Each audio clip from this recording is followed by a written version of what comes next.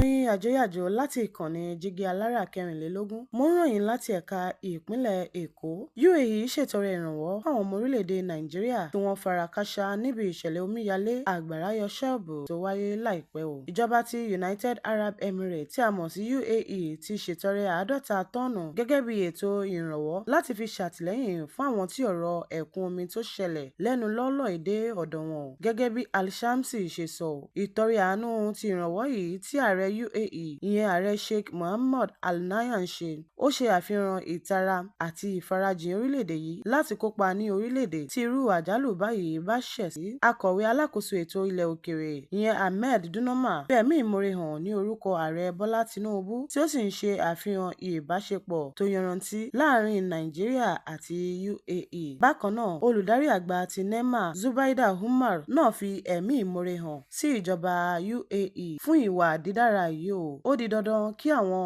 ohun tí wọ́n kó ránṣẹ́ yìí kó ran ìgbésẹ̀ àti wá ọ̀nà àbáyọ sí àwọn agbègbè tí omi ya wọ̀ àti àwọn tí ìṣẹ̀lẹ̀ náà kàn o. Tó kí ń dùn kó pọ̀, ànírìn jù báyìí lọ ní abala ìròyìn yàjóyàjó láti ìkànnì Jígí Alára 24. Ẹ má gbàgbé láti bá wa subscribe sí ìkànnì yìí o. Orúkọ tèmi ò yí padà. Èmi ni Ọ̀dẹ́mọ Abímbọ́lá Olúwatósìn. Títí di ìgbà mìíràn tá ò fi re àtayọ̀ pàdé. Ire o, ire lójú owó ń rí.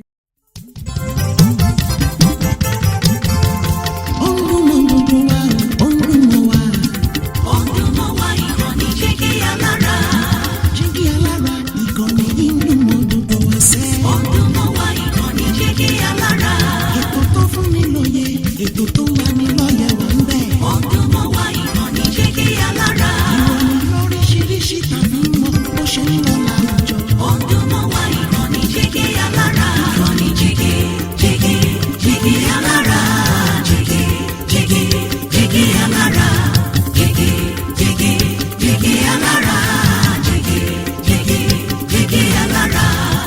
Ìkànnì Jígí Alára 24, bàbá gbogbo.